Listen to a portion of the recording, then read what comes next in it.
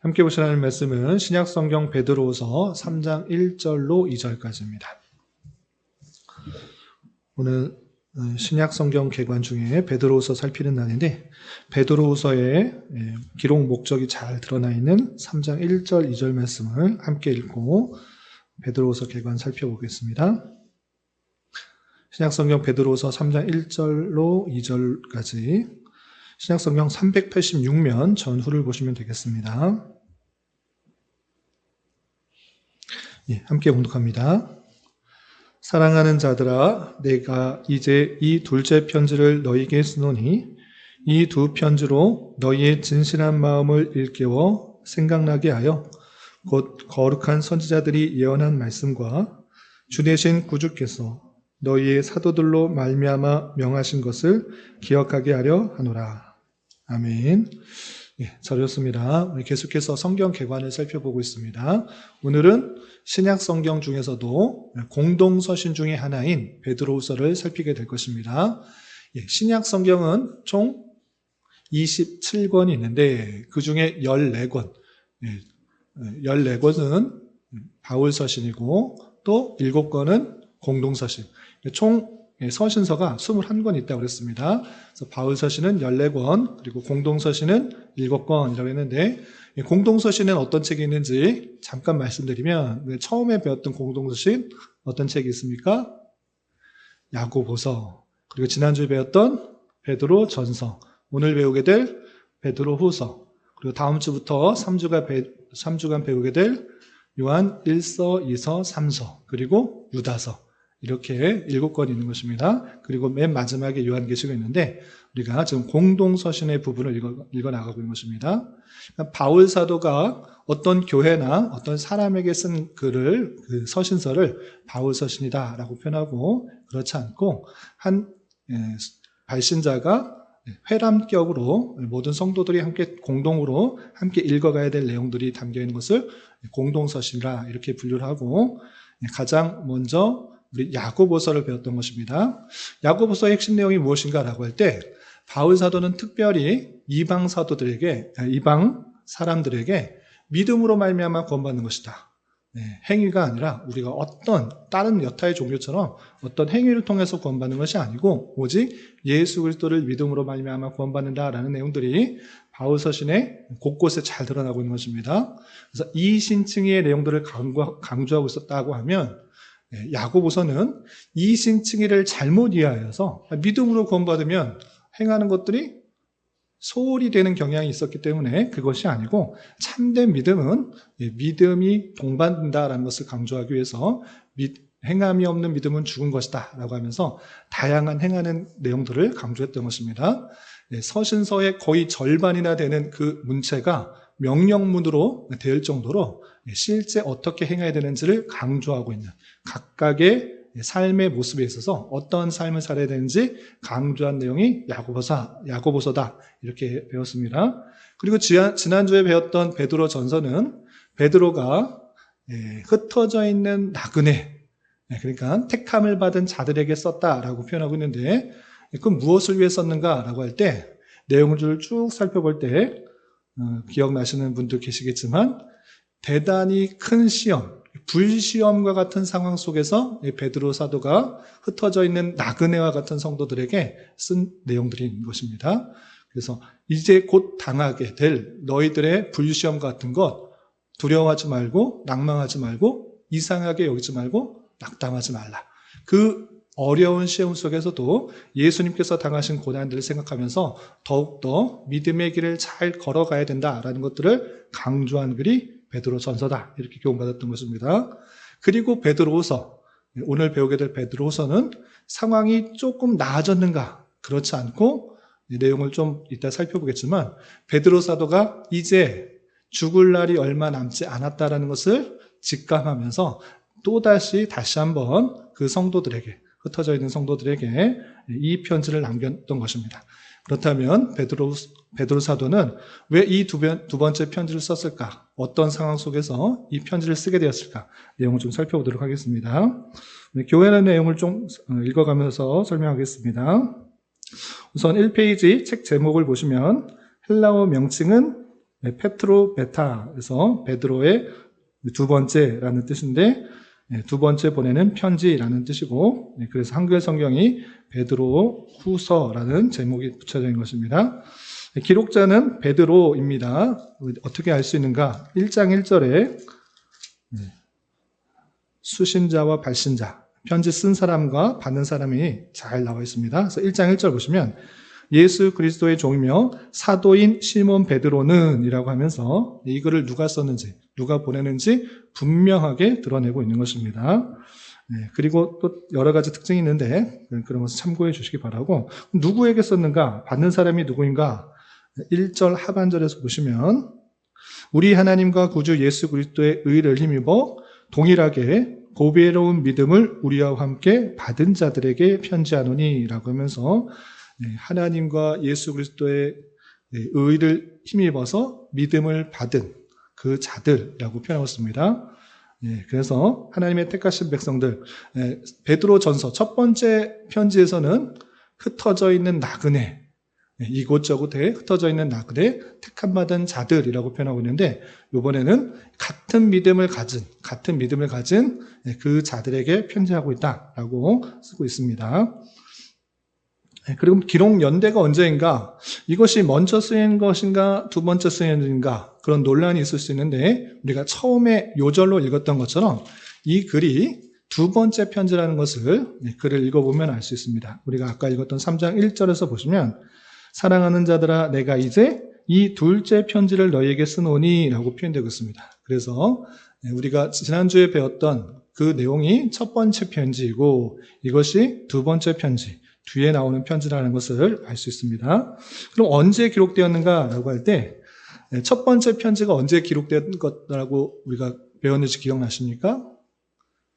네로 박해 그 즈음에 그것이 임박하여서 네가 만나게 될 불시험에 대해서 두려워하지 말라라는 표현이 나왔기 때문에 지금 핍박이 대단히 임박했다라는 것을 우리가 직감하면서 네로의 박해 AD 64년경쯤에 쓰여졌다라고 생각했는데 그 뒤에인데 그 뒤면 언제인가 라고 할 때 베드로 사도의 죽음이 얼마 남지 않고 썼을 것이다 라고 성경학자는 추측합니다. 어떻게 그렇게 알 수 있습니까? 라고 할 때 어디에 표현이냐면 1장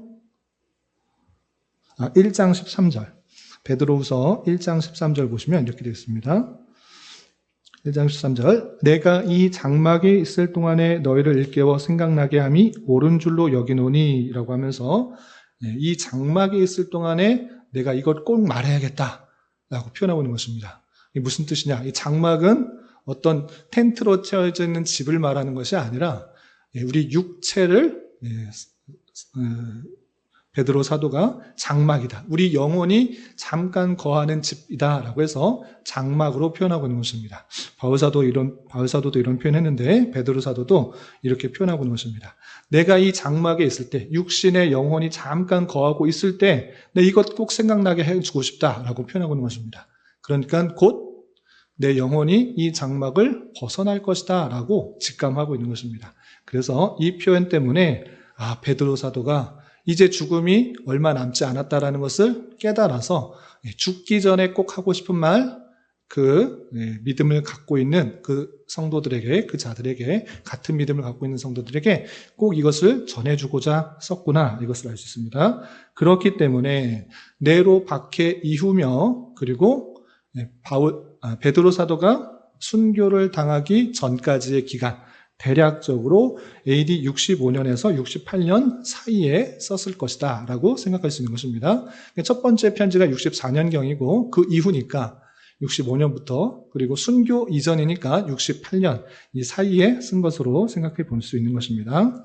그렇다면 베드로후서는 왜 죽음을 앞두고 꼭 이 편지를 썼을까? 성도들이 평안하고 또 잘 생활을 하고 있으면 이런 편지를 굳이 쓸 필요가 없었을 것입니다.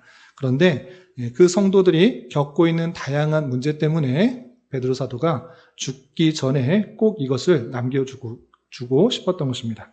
어떤 내용들이 가득 들어있는가 좀 이후에도 살펴보겠지만 그 초대교회 당시 또 네로의 핍박 이후에 환란은 기본적으로 있고 교회 안에 대단히 많은 이단들이 들어왔던 것입니다. 그래서 초대교회 내에 발생했던 수많은 이단자들로 말미암아 성도들이 교리적 오류와 도덕적 방종이 나타나게 되었기 때문에 이것을 안타깝게 여겨서 그 교회에 그 수많은 이단들을 바로잡고 우리가 믿는 바를, 우리가 배운 바를 잘 지켜나갈 수 있도록 하기 위해서 이것을 쓴 것입니다.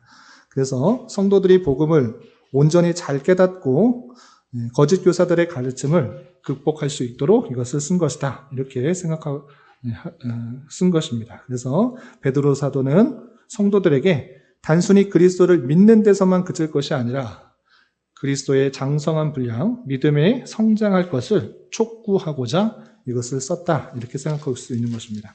베드로서 마지막 절인 3장 18절 보시면 오직 우리 주 곧 구주 예수 그리스도의 은혜와 그를 아는 지식에서 자라가라. 그를 아는 지식에서 자라가라 라고 하면서 바른 지식 안에서 온전히 성장할 것들을 간구하고 촉구하고 있는 것을 볼 수 있습니다. 그리고 상황을 보시면 우리가 1장 1절에서도 살펴본 것 같이 이 수신자는 이미 받은 믿음, 그 진리와 동일한 믿음에 서 있다라는 것을 알 수가 있고 나쁜 상황은 미혹자들이 나타났다라는 것입니다. 미혹자들이 어떠한 것인가는 조금 이따 더 자세히 살펴보겠습니다. 넘어가서 2페이지에 3번에 2번 기록 목적 살펴보겠습니다. 기록 목적은 우리가 처음에 읽었던 것처럼 3장 1절과 2절에서 잘 밝히고 있습니다. 즉 베드로 사도는 그리스도의 재림에 대하여 비웃거나 조롱을 일삼는 자들이 나타나서 성도들을 미혹하기 때문에 그들에게 선지자들이 예언한 말씀과 사도들의 가르침을 기억하게 하여 재림에 대한 확신을 심어주기 위해 이 글을 기록한 것이다 라고 할 수 있는 것입니다. 3장 1절 2절 다시 한번 보시면 사랑하는 자들아 내가 이제 이 둘째 편지를 너희에게 쓰노니 이 두 편지로 너희에게 너희의 진실한 마음을 일깨워 생각나게 하여 곧 거룩한 선지자들이 예언한 말씀과 주 되신 구주께서 너희의 사도들로 말미암아 명하신 것을 기억하게 하려 하노라 라고 하고 있습니다.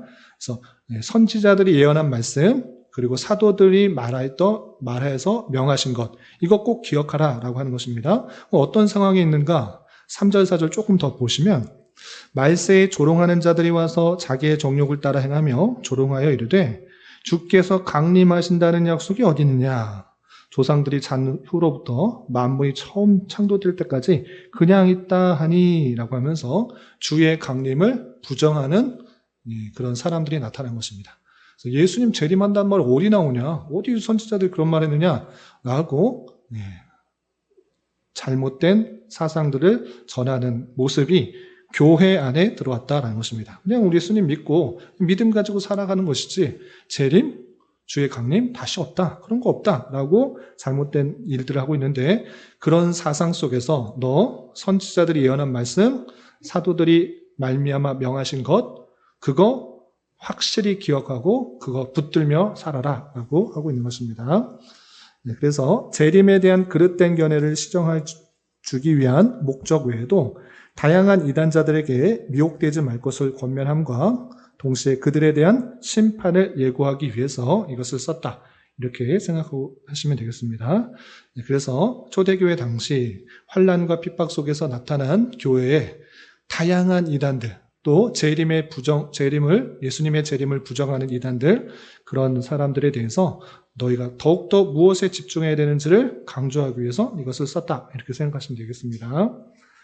그리고 4번 특징과 교훈이 있는데 특징을 3가지로 정리하겠습니다. 첫 번째는 이 서신을 통해서 거짓 교사의 문제가 무엇인지 아주 자세하게 밝히고 있습니다.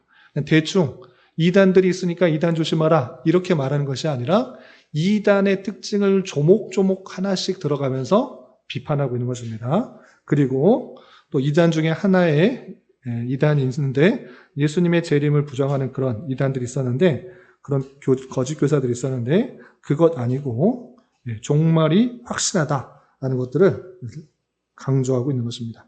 그래서 거짓 교사의 문제와 종말에 대한 확실성을 아주 많은 부분 하에서 강조하고 있다. 베드로 후서의 주제라고도 할 수 있습니다. 거짓 교사, 이단들에 대해서 지적하면서 종말이 확실하다라는 것들을 밝히고 있고, 두 번째 특징은 무엇인가라고 할 때 바른 지식과 그것에 대한 삶을 강조하고 있습니다. 그럼 다 그렇게 말할 수 있지 않습니까? 뭐 그렇게도 할 수 있는데, 특별히 이 베드로 후서의 내용을 보면 지식, 암 이런 내용들이, 이런 단어들이 대단히 많이 반복되고 있는 것을 볼 수 있습니다. 그래서 암이나 진식이라는 그런 단어가 16번이나 반복하는 것처럼 다양한 거짓 교사들의 주장에 맞서기 위해서는 참된 지식, 참된 암, 참 지식을 가질 수 있도록 그렇게 강조하고 있다는 것을 알 수 있습니다. 그래서 끝말도 아까 살펴본 것처럼 오직 우리 주 곧 구주 예수 그리스도의 은혜와 저를 아는 지식에서 자라가라 라고 하면서 바른 지식을 그 지식에서 자라가라 라고 강조하는 것처럼 바른 지식에 대해서 강조하고 있다는 것을 알 수 있습니다. 이때 당시 특별한 영적 지식과 지혜로 구원을 이룰 수 있다라고 미혹하는 영지주의자들이 나타났기 때문에, 그래서 지식, 아는 것으로 우리가 구원을 얻을 수 있다라고 말하는 사람도 있었기 때문에 그것이 아니다라는 것들을, 참된 지식을 강조하고 있었고, 또한 예수 그리스도를 닮는 삶을 강조하고 있다라는 것입니다. 그래서 영지주의자들은 극단적으로 이렇게 몸이 구원받는 것이 아니라라는 그런 생각과 주장들을 했기 때문에 극단적으로 무도덕한 생활을 하고 있었던 것입니다. 그런데 예수님을 믿는 사람은 내가 아는 것, 내가 알기 때문에 또 아는 지식으로 믿음이 생겼고 믿음으로 구원받으니까 아무렇게나 살아도 된다, 이렇게 말하지 않는 것입니다. 그것이 아니라 참된 지식을 갖고 있는 사람은 그리스도를 닮아 거룩한 생활을 하는 것이 마땅한 삶이다라는 것들을 베드로후서에서는 강조하고 있습니다. 그리고 그와 같은 생활은 종말 때에 필히 시행될 하나님의 대심판을 염두에 두고 그렇게 살아가야 된다라고 베드로 사도가 강조하고 있는 것입니다. 그리고 참고적으로 한 가지 더 특징을 말씀드리면, 이거는 추가적으로 넣어드린 것인데, 이 베드로서 내용과 유다서의 내용을 보면 대단히 많이 흡사하다라는 것을 알 수 있습니다. 어떤 내용들이 있기 때문에 그렇습니까? 라고 할 때 여러분들 메모란에 이렇게 정리해 놨습니다. 예를 들어서 거짓 교사들은 옛적부터 정죄되었다라는 내용, 그리고 그들은 주 예수 그리스도를 부인한다는 내용, 심판대에 갇혀 지내는 천사들이다라는 내용, 또 큰 악에 대한 심판의 예언인 소돔과 고모라를 예를 들고 있다는 것, 또 권위를 업신여긴다라는 것, 천사들은 비방하는 고발을 하지 않는다라는 것, 거짓 교사들은 망치는 암초라라는 표현과 또 바람에 밀려다니면서 비를 내리지 않는 구름, 물 없는 샘이요 폭풍에 밀려가는 안개라는 그런 표현이 대단히 유다서와 표현이 유사하다라는 것을 알 수 있습니다. 그래서 이 베드로서는 유다서와 거의 내용이 흡사하다라고 할 수 있습니다. 물론 다른 표현도 많이 있습니다. 그런데 특별히 유다서와 비슷한 내용들이 많이 발견된다. 이것을 그냥 참고적으로 특징을 알아두시기 바랍니다.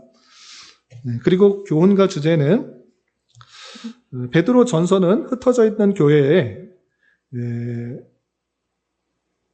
고난에 대한 위로와 격려를 다루고 있는 반면에 베드로후서는 보다 심각한 사단의 괴계에서 비롯되는 교회나 성도들의 내부 문제를 다루고 있습니다.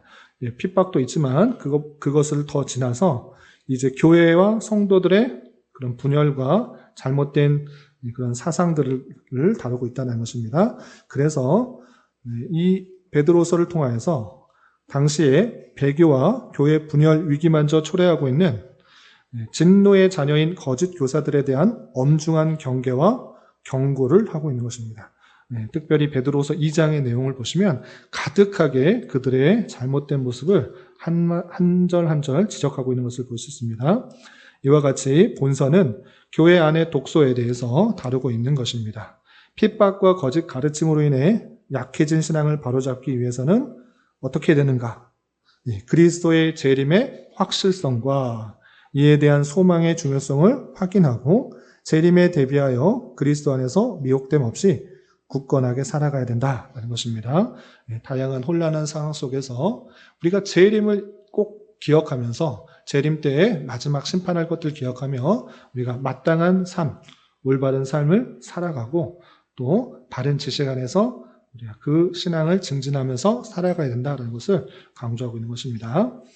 여기까지 내용들을 살펴봤고 1장부터 3장까지 내용들을 몇 가지 핵심적인 내용들을 설명하고 마치겠습니다. 첫 번째 강조되는 내용은 하나님의 성품에 참여한 자로서 삶을 살아가라 라고 표현하고 있습니다. 이 베드로 후서를 받는 1차 독자는 같은 믿음을 갖고 있는 사람이다 라고 했습니다. 그 사람이 더욱더 해 나가야 될 것을 이 앞부분에 강조하고 있는데 그것은 하나님의 신기한 능력으로 생명과 경건에 속한 모든 것을 우리에게 주셨다. 주님께서 우리에게 그런 경건한 모든 것을 주셨다라는 전제 속에서 우리가 그런 은혜를 받았는데 우리 받았으니까 하나님께서 주신 것을 받았다. 하나님께서 믿음을 주셨으니까 은혜를 주셨으니까 그것을 받았다. 끝. 이게 아니라 거기서 그치지 말고 더욱더 증진된 신앙생활을 살아가야 될 것을 강조하고 있는 것입니다. 어떤 표현들이 있는가? 1장 5절부터 7절까지 보면 이렇게 되어 있습니다. 1장 5절부터 7절까지 보시면 하나님께서 우리에게 그 하나님의 성품에 이르기까지 자라도록 어떻게 하기를 바라시는가? 1장 5절부터 7절 제가 읽어보겠습니다.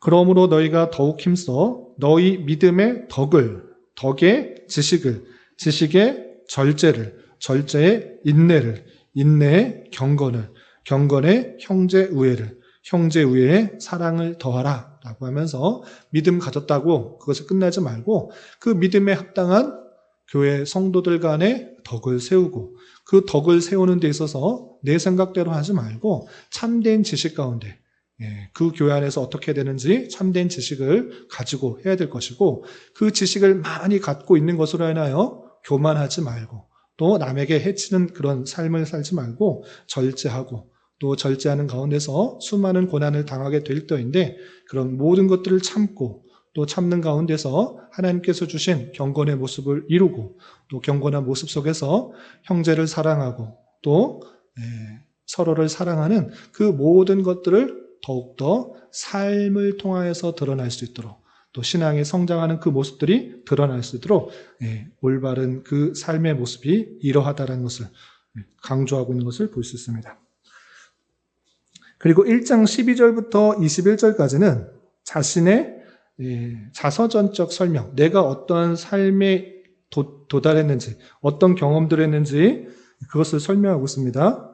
특별히 우리가 아까 살펴본 것처럼 1장 15절에서는 1장 13절에 보시면 내가 이 장막에 있을 동안에 너희를 일깨워 생각나게 함이 옳은 줄로 여기노니 라는 표현도 있고 또 15절에서도 내가 힘써 너희로 하여금 내가 떠난 후에라도 어느 때나 이것을 생각나게 하려 하노라 라고 하면서 이 베드로 사도가 죽음을 남지 않고 이제 세상을 떠날 것을 예감하고 있구나 라는 자신의 그런 생각들이 잘 드러나고 있습니다.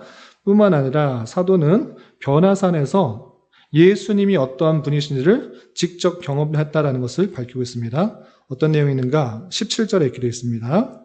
17절 보시면 변화산 때 경험했던 그 내용들을 이렇게 밝힙니다. 지극히 큰 영광 중에서 이러한 소리가 그에게 나기를 이는 내 사랑하는 아들이요 내 기뻐하는 자라 하실 때 그가 하나님 아버지께 존귀와 영광을 받으셨느니라 라고 하면서 변화산 속에서 예수님께서 모세와 엘리야와 함께 변화된 모습 속에서 그 아름다운 모습 가운데 있을 때 소리가 들렸는데 어떤 소리가 들렸는가?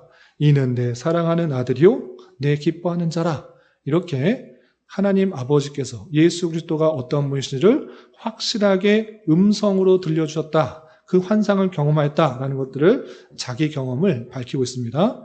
그런데 자기 경험을 밝히는 것, 내 자랑하려고 하는 것이 아니라 내가 이 큰 경험을 했는데 변화선에서 하나님의 음성을 듣고 예수님이 변화하는 것을 보았는데, 그런데 베드로 사도는 그것을 자랑하려고 하는 것이 아니라 그것보다 더 확실한 것이 있다. 난 그런 것을 경험했는데 그것보다 더 확실한 것이 있다라는 것을 강조하기 위한 것입니다. 어떤 것을 강조하기 위한 것이냐? 19절의 내용을 강조하기 위해서 그 경험을 말한 것입니다. 19절 보시면 또 우리에게는 더 확실한 예언이 있어. 내가 그것을 경험했는데, 변화선에서 놀라운 것을 경험했는데 그것보다 더 확실한 예언이 있다라고 강조하고 있는 것입니다. 베드로 사도에게만 있는 것이 아니라 우리에게, 너와 나는 더 확실한 예언이 있다. 내가 경험한 것보다 더 확실한 예언이 있다. 하나님의 음성을 들은 것보다, 환상을 본 것보다 더 확실한 예언이 있다라고 말하고 있습니다. 그게 무엇이겠습니까? 다름 아니라 우리에게 주어진 하나님의 말씀, 성경이다라고 표현하고 있는 것입니다. 그래서 어두운 데를 비추는 등불과 같으니 날이 새어 샛별이 너희 마음에 떠오르기까지 너희가 이것을 주의하는 것이 옳으니라 라고 하면서 확실한 예언이 있는데 이것을 정말 주의하여서 잘 살펴봐야 된다라고 말하면서 무슨 얘기를 하는가? 20절, 21절 먼저 알 것은 성경의 모든 예언은 사사로이 풀 것이 아니니 예언은 언제든지 사람의 뜻으로 낸 것이 아니요 오직 성령의 감동하심을 받은 사람들이 하나님께 받아 말한 것임이라 라고 표현했습니다. 그러므로 베드로 사도는 내 경험 자랑하고자 말하는 것이 아니라 우리에게는 더 큰, 더 확실한, 더 중요한 예언이 있다. 그것을 우리가 받았다.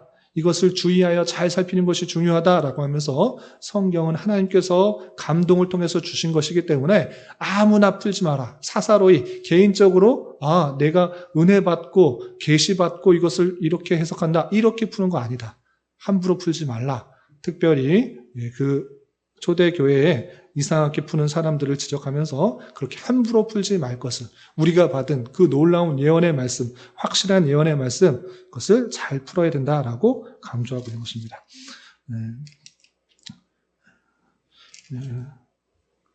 그리고 거짓 선지자들에 대해서 2장 1절부터 22절까지 또 3장에 넘어서까지도 계속해서 아주 강조하고 있습니다. 어떻게 표현하는가? 우선 옆에 메모란의 거짓 교사 특징들을 15가지로 이렇게 정리해 놨습니다. 옆에 또 나오지만 우선 쭉 한번 읽어보겠습니다. 거짓 교사들에 대해서 베드로 사도가 어떻게 말하고 있는지.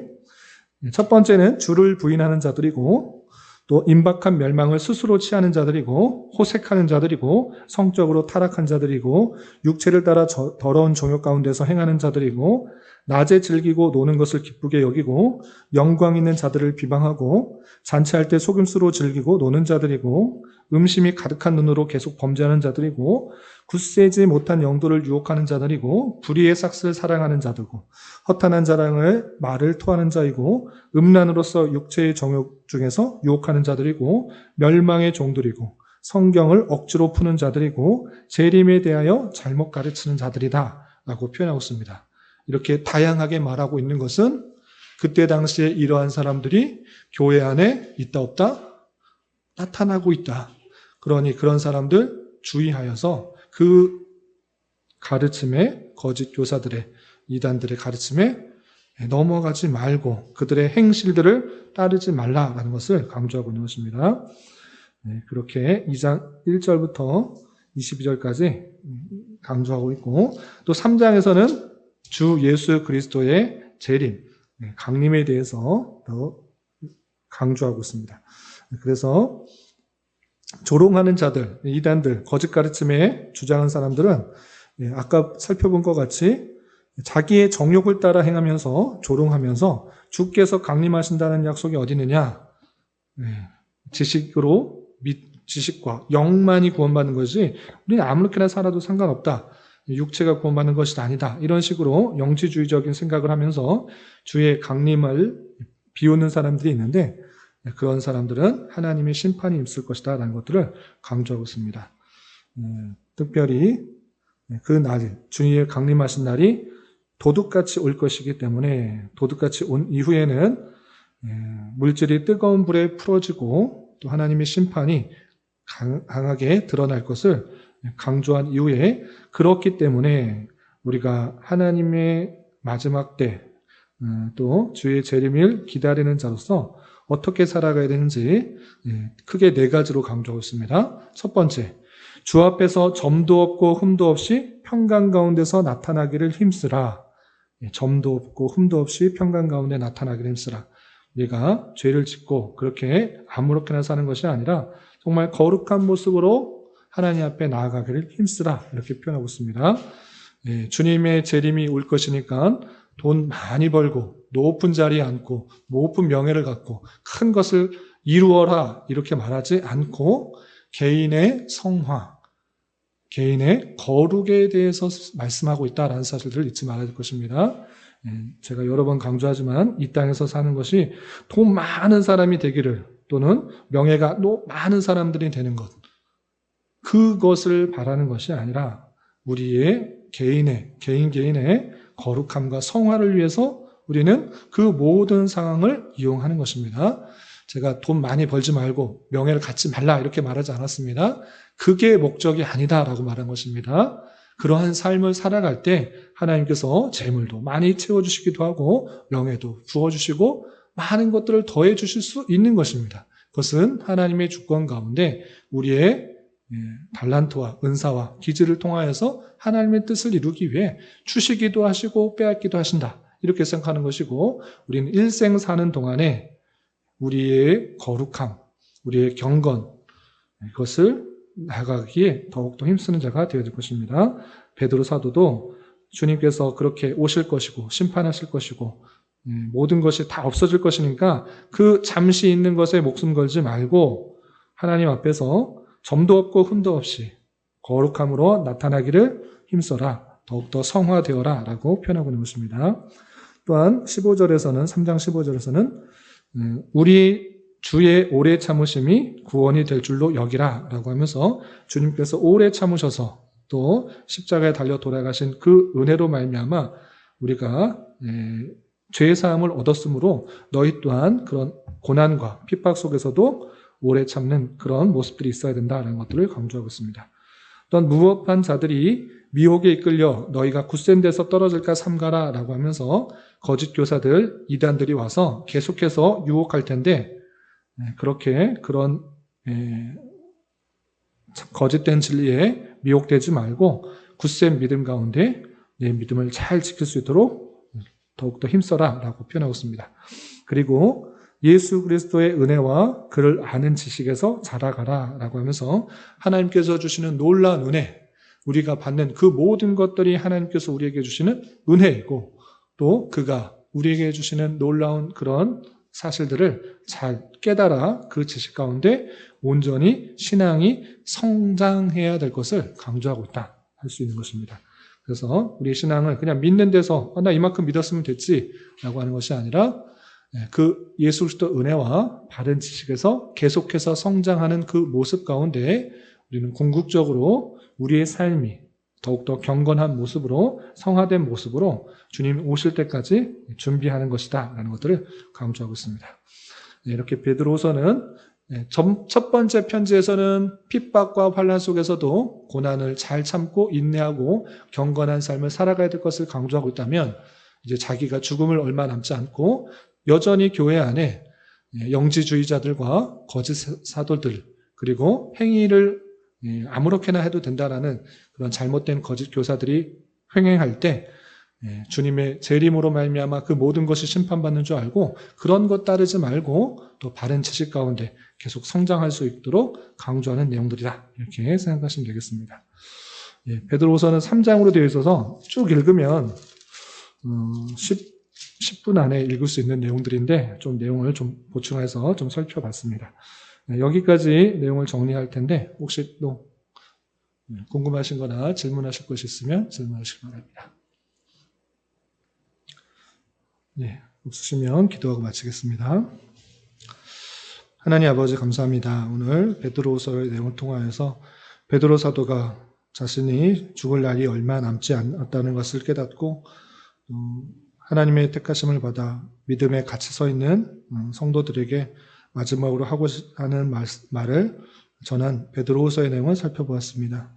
이 말씀을 통해서 이 땅에 여전히 거짓된 가르침과 또 이단 사설로 믿음을 흔들리게 하고 또 다양한 핍박과 환난 속에서 또 조롱 속에서 신앙을 어지럽게 하는 일들이 있을 것을 대비하여서 우리가 더욱더 진리 말씀에 굳게 서게 하여 주시고 더 확실한 예언인 성경 말씀을 사사로이 풀 것이 아니라 또 하나님께서 말씀해 주신 그 기준에 따라서 또 잘 살펴서 하나님께서 원하시는 삶을 잘 살아갈 수 있도록 인도하여 주시고 우리의 삶의 목표가 더 많은 부와 명예와 또 세상적인 것을 채우는 데 있는 것이 아니라 하나님께서 원하시는 백성의 모습으로 훈련되고 연단되고 거룩하고 흠이 없는 모습으로 준비되어가는 기간이라는 것을 기억하며 더욱더 하나님의 말씀에 순종하며 신앙이 잘 자라나가는 은혜가 있을 수 있도록 인도하여 주시옵소서.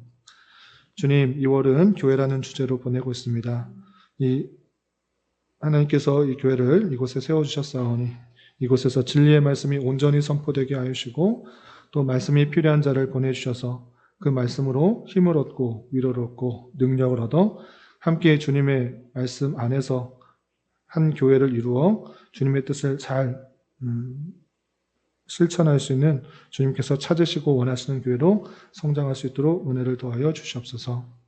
주님, 교회 내에 육체의 질병과 연약함으로 병원에 치료를 받는 여러 성도들과 그의 가족들이 있습니다. 주님께서 붙들어 주셔서 건강하게 잘 치유되고 회복될 수 있도록 인도하여 주시고 건강한 모습으로 하나님께서 원하시는 삶을 잘 수행하며 또 그리스도의 몸으로서 주님의 뜻을 잘 실천하는데 부족함이 없도록 인도하여 주시옵소서. 돌아가는 발걸음도 안전하게 지켜줄 줄 믿으며 이 모든 말씀 예수님의 이름으로 감사히 기도드리옵나이다. 아멘.